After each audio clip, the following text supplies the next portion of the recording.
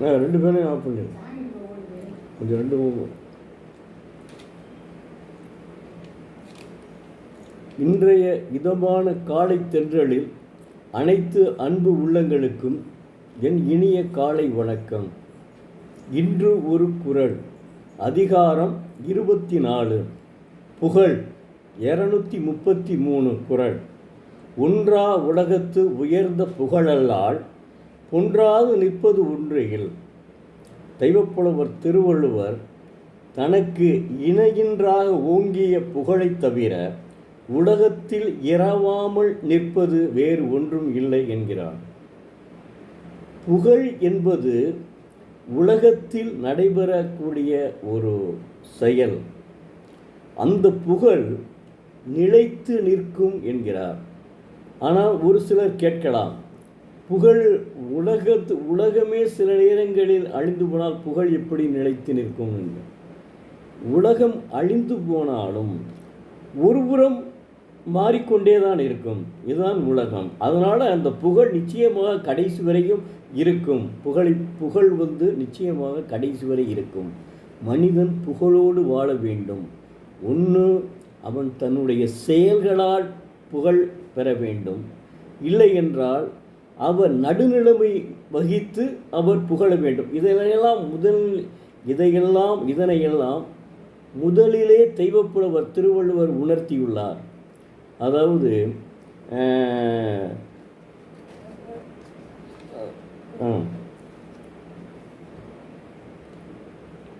ஒரு குறளில் கூட சொல்லுகிறார், தக்கார் தகவிலார் என்பது அவரவர் எச்சத்தால் காணப்படும். அதாவது நல்ல புகழுள்ளவர் அல்லது புகழை இழந்தவர் என்பதற்கு தக்கார் தகவிலார். தக்கார் என்பது புகழுடையவர், தகவிலார் என்பது புகழ் இல்லாதவர். தக்கார் தகவிலார் என்பது அவரவர் எச்சத்தால் காணப்படும். அவருக்கு பின்னாடி நிலைத்து நிற்கக்கூடிய ஒருவன் இறந்துவிட்டால் அவனை பற்றி புகழ்ந்து பேசுவார்கள். அதுதான் அந்த புகழ். ஒருவன் மோசமானவனாக இருந்தால் அவனை பற்றி இகழ்ந்து பேசுவார்கள். அதுதான் தகவிலார், தகுதி இல்லாதவன். அந்த புகழை இகழ்ந்து பேசினால் அவனை யாரும் மதிப்பாங்க. அந்த மாதிரி அவர் ஏற்கனவே அப்படி சொல்லி வச்சுருக்காருங்க. எந்த தெய்வப்புலவர் திருவள்ளுவர் எந்த அளவிற்கு தகுதி நிறைந்த நடுநிலை வாழ்ந்தார் உயர்ந்துள்ளனர் என்பது அவருக்கு பின்னால் எவ்வளவு காலம் அவர் புகழ்ந்து வாழ்ந்துகின்றனர் என்பது வைத்து புரிந்து கொள்ளலாம். சிலர் புகழை இழக்கின்றனர். அதான் தகவிலார் என்பது. இப்படி தெய்வப்புலவர் திருவள்ளுவர் புகழை பற்றி ஒவ்வொரு குறளிலும் ஒவ்வொரு வித்தியாசமாக பேசியுள்ளார். அடுத்து நாம் அறிவது என்னவென்றால், வனவாசம் என்ற புத்தகத்தில் எதுவரையும் முடித்திருந்தேன்னா, அவர் மாடர்ன் தியேட்டர்ஸில் போய் சேர்ந்தார். அவருக்கு மாதம் 90 ரூபாய் கிடைச்சது. அதில் சம்பளம் நான் ஓரளவு பரவாயில்ல. அந்த மாதிரி அவர் புதிய உலகத்துக்கு போயிட்டார். இப்போ தான் அவர் எழுத்துலகத்திற்கே வந்திருக்கிறார். கவிஞர் கண்ணதாசன் எவ்வளோ கஷ்டப்பட்டுருக்காருன்னு பாருங்கள். எழுத்துலகத்திற்கே அப்போ தான் வந்திருக்கார். அதாவது அது முதலில் அவர் எழுதிய கட்டுரை தேவலோகத்தில் சில நாட்கள் என்ற கட்டுரை எழுதினார். அந்த கட்டுரையை அற்புதமாக இருந்தது. ஆனால் அவருக்கு பேரறிஞர் அண்ணா மீது அதிக அளவு பற்று. ஆனால் அந்த பற்று திராவிடர் கழகத்தில் இருக்கவில்லை. அவருக்கு பேரறிஞர் அண்ணா மீது தான் அவருடைய சொற்பொழிவை கேட்டு அவர் மீது தனிப்பற்று உணர்ந்தார். எனக்கே அவர் சொற்பொழிவை படித்தவுடன் அப்படியே அதாவது மடை திறந்த வெள்ளம் போல் அவருடைய அடுக்குமடியில் பேசும்போது அதை கேட்டு ரசித்து படித்தேன். திரும்ப அந்த புத்தகத்தை மறுபடியும் படித்தேன். அந்த அளவுக்கு அற்புதமான ஒரு மனிதர். பேச்சால் மட்டுமில்லை, செய்கையினாலும் இளைஞரணி என்ற ஒன்றை உருவாக்கி இளைஞர்களுக்கு பூரா வேலை கொடுத்த ஒரு பெரிய மகான். மகாத்மாவுக்கு அடுத்து தென்னாட்டு காந்தி என்று அழைக்கப்படுவர் அறிஞர் அண்ணா தான். தாய்ப்பாசத்தினுடைய கொடுமையை அவர் சேலத்தை அனுபவித்தார். அவர் என்ன செய்கிறாரு, இப்போ சேலத்துக்கு பெர்மனண்ட்டாக வந்துட்டார்ல, அதனால் தாய் இல்லையே அப்படின்ற ஒரு பாசத்தினுடைய உணர்வை அவர் அங்கே பெறுகிறார். ஈன்றவள் மகிழ சான்றோனாக தோன்ற வேண்டும் என்ற ஆசை அவரை வருத்தியது. அவருக்கு கவிஞர் கண்ணதாசன் கம்பனின் ராமகாதை, புறநானூறு, கலித்தொகை, முத்தொள்ளாயிரம் என்ற ஒவ்வொன்றிலும் சில பாடல்களை மனனம் செய்து கொண்டார். ஏன்னா அந்த நம்மளுடைய சங்ககால இலக்கியந்தாங்க இன்பமாக இருக்கிறது. அதை படித்து வைத்து மனப்பாடம் செய்து வைத்து கொண்டார். ஒரு எழுத்தாளரின் தன்மான உணர்ச்சி பீரிட்டது. ஒரு சமயத்தில் அங்கே அவருக்கு பிடிக்காத நிலை ஏற்பட்டது. அதனால் என்ன செய்ய ராஜினாமா கடிதம் கொடுத்தார் டி.ஆர். சுந்தரத்திடம். யார்? மாடர்ன் தியேட்டர்ஸுடைய உரிமையாளர் டி.ஆர். சுந்தரம். அவரிடம் ஒரு ராஜினாமா கடிதத்தை கொடுத்தார். அதை படித்து பார்த்த திரு சுந்தரம் அவரை மீண்டும் அழைத்தார். போகத்தான் போகிறீரா என்று கேட்டார். அந்த பாச உணர்ச்சி அவரை உருக்கிவிட்டது. நீ நமது சினிமா இலாக்காவுடைய சேர்ந்து புத்தகத்தை நிறுத்தி விடுவோம், சினிமா இலாக்காவுடைய சேர்ந்து விடு என்றார். மகிழ்ச்சியோடு ஒப்புக்கொண்டார். பத்திரிகை நிறுத்தப்பட்டது. அவர் மாடர்ன் தியேட்டர்ஸ் கதை இலாக்காவிற்கு தாவினார். மாத சம்பளம் 30 ரூபாய் உயர்ந்தது. இப்படி சம்பளம் உயர்ந்தவுடன் அவருக்கு ஒரு மகிழ்ச்சி. இப்போ சினிமா உலகத்தில் இவர் சேர்ந்து விட்டார். முதல்ல சினிமாவுக்கு வர்றாருங்க. அவர் பாடியதை சில சமயத்தில் அவரே எழுதி வைத்துவிட்டு அவரே பாட ஆரம்பிப்பார். அது இவருடைய செவிகளுக்கு கேட்டுவிடும். சுந்தரம் அந்த உரிமையாளருக்கு அவருடைய செவிகளுக்கு செய்துவிடும். கண்ணதாசன் எழுதினால் போதும், பாட வேண்டாம் என்று சொல்லிவிடுங்கள் அப்படின்னு சொல்லிடுவாப்புல. அங்கே இருக்கும்போது மாடர்ன் தியேட்டர் சேலத்தில் இருக்கும்போது தான் நடிகர் எம்ஜி ராமச்சந்திரன் இருக்கார்ல, அவருடைய அண்ணன் எம்ஜி சக்கரபாணியினுடைய தொடர்பு அவருக்கு கிடைத்தது. அவர்தான் கருணாநிதி என்கிற இப்போது முத்தமிழறிஞர் கலைஞர் இருக்கார்ல, கலைஞர் அவருடைய பெயரை முதலில் அவனுக்கு அறிமுகப்படுத்தினார், கருணாநிதியின் பெயரை. அப்புறம் அவர் ஒரு நாள் சேலம் அம்பியா தியேட்டருக்கு அவரும் சக்கரபாணியும் அபிமன்யு படம் பார்க்க சென்றார்கள். அந்த படத்தின் வசனங்களை முத்தமிழறிஞர் கருணாநிதி தான் எழுதியதாக சக்கரபாணி சொன்னார். உடனே காணாமலே காதல் என்பார்கள், அந்த காதலை பிறந்து விட்டது கருணாநிதி மீது அவருக்கு. அது இந்த அபிமன்யுனுடைய படத்தினுடைய வசனத்தை கலைஞர் அவர்கள் எழுதியிருக்கிறார்களா என்று அவருக்கு மிகப்பெரிய ஒரு பற்று ஏற்பட்டுவிட்டது. ஒரு நாள் கலைஞரும் சக்கரபாணியும் சேலம் சேர்ந்தார்கள். திறமை என்பதை யாரிடம் கண்டாலும் நேருக்கு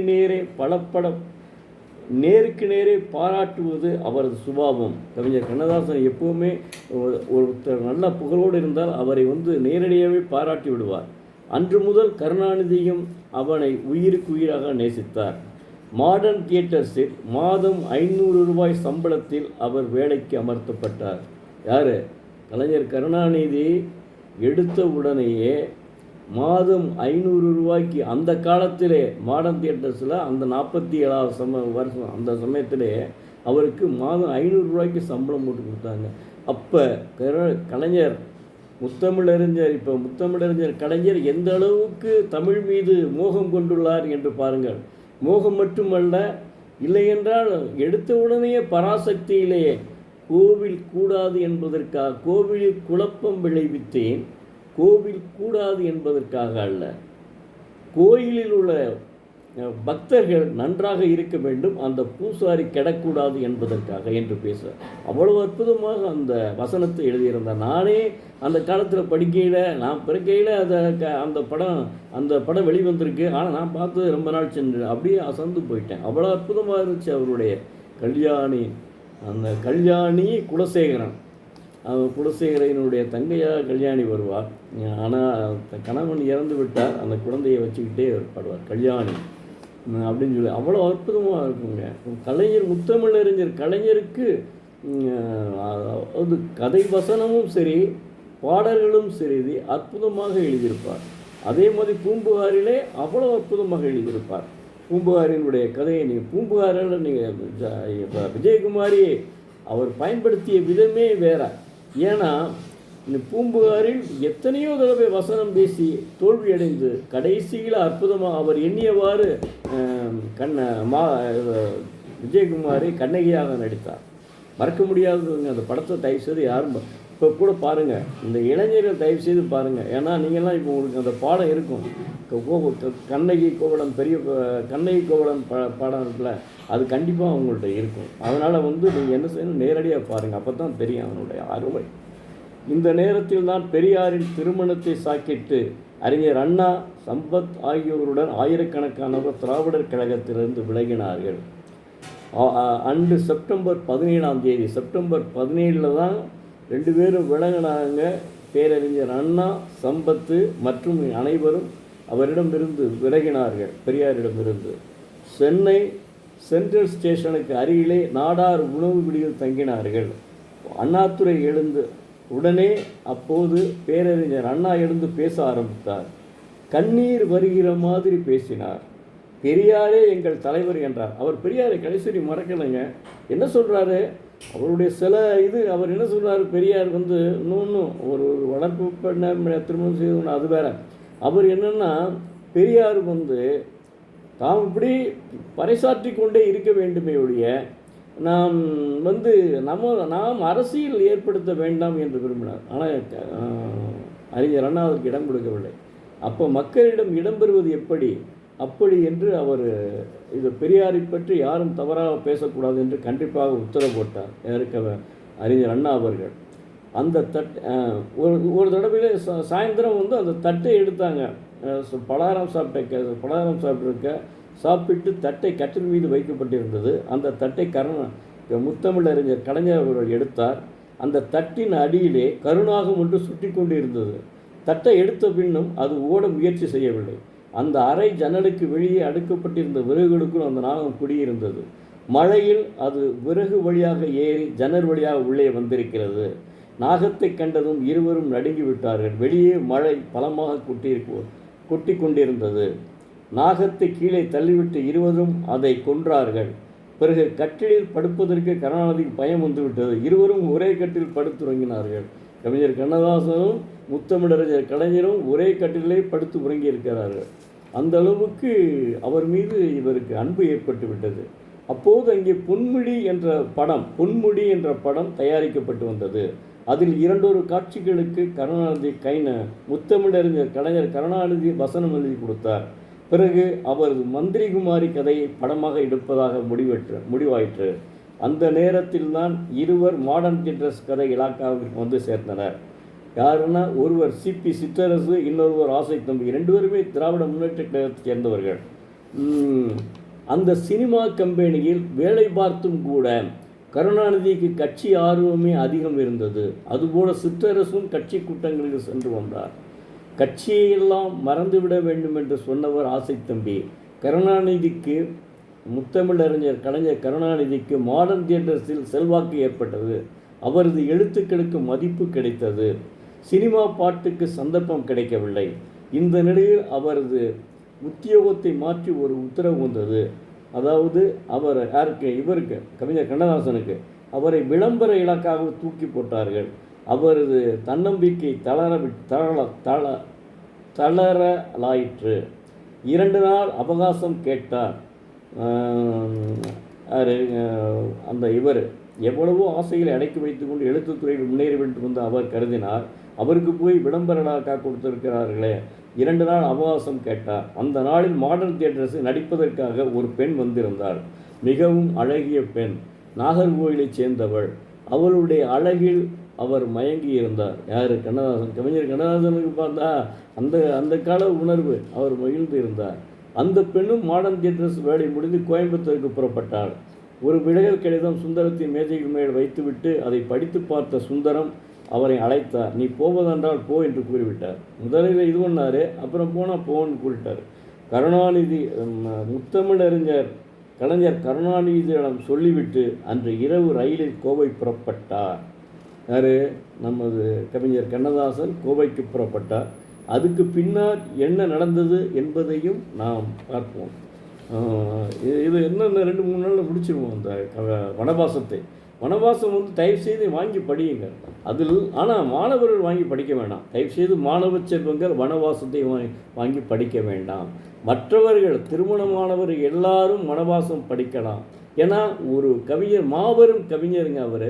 அவர் வந்து எப்படி வாழ்க்கை நடத்தினார் என்பதை நாம் தெரிந்து கொள்ள வேண்டும். எவ்வளோ கஷ்டப்பட்டு திருட்டு ரயில் ஏறி போய் அவ்வளோ கஷ்டப்பட்டிருக்கார். பட்டினியோடு கஷ்டப்பட்டவர் கடைசியில் ஓஹோ ஓஹோ என்று வாழ்ந்தார். இன்று கூட தினமும் நாம் அரை மணி நேரமாவது குறைந்தது கண்ணதாசனின் பாடல்களை கேட்காமல் படுக்கவே மாட்டேன். அப்படி கேட்கலைனால் எனக்கு ஒரு அரை மணி நேரம் தூக்கம் வராது. அப்புறம் தூங்குவேன், அது கேட்டுருவேன். எப்படி பார்த்தாலும் ஒரு அரை மணி நேரம் அவர்களுடைய பழைய பாடல்களை கேட்டால் தான் எனக்கு தூக்கமே வரும். அவ்வளோ அற்புதமான மனிதருங்க அவர். அவருடைய சில பேருக்கு அவருடைய மனநிலையை புரிந்து கொள்ள அது நமக்கு தேவையில்லை. அது சில பேர் கெட்டவர்களாக இருக்கலாம், நல்லவர்களாக இருக்கலாம், அது நமக்கு தேவையில்லை. இப்போ பேரறிஞர் அண்ணா ஆரம்பத்திலிருந்து கடைசி வரை நல்லவராகத்தான் இருந்தார். கலைஞர் கருணாநிதியுமே அப்படியே தான் இருந்திருக்கார். கலைஞருக்கு எடுத்த உடனே 500 ரூபா கொடுத்துருக்காங்க. அதை பாருங்கள் நீங்கள், மாடர்ன் தியேட்டர்ஸில் எடுத்த உடனே 500 ரூபா சம்பளம் கொடுத்துருக்காங்க. அவ்வளோ வீர அபிமன்யு எத்தனையோ படங்களுக்கு, மந்திரிகுமாரி எத்தனையோ படங்களுக்கு அவர் கதை வசனம் எழுதியிருக்கிறார். நன்றி, வணக்கம். நாளை மீண்டும் ஒரு குரலை பார்ப்போம்.